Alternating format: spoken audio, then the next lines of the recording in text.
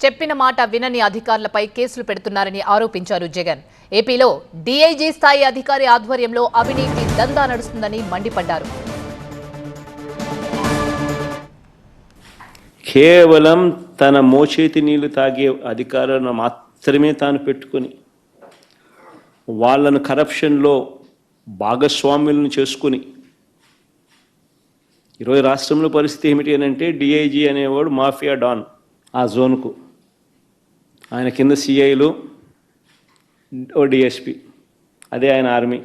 ఆ నియోజకవర్గంలో జరిగే ఇసుక కానీ, నియోజకవర్గంలో జరిగే మద్యం కానీ, ఆ మద్యం బెల్ట్ షాపులు నిర్వహించాలన్నా దాని పర్మిషన్లు కానీ, ఆ నియోజకవర్గ స్థాయిలో ఏ పరిశ్రమ నడవాలన్నా కూడా ఎమ్మెల్యేకి ఇచ్చే కప్పం దాకా, ఆ నియోజకవర్గంలో ప్యాకాట క్లబ్బులు నడిపే విషయంలో కానీ, ఏ విషయంలోనైనా కానీ డిఐజీలు ఆధ్వర్యంలో సిఐలు డబ్బులు కలెక్ట్ చేస్తారు.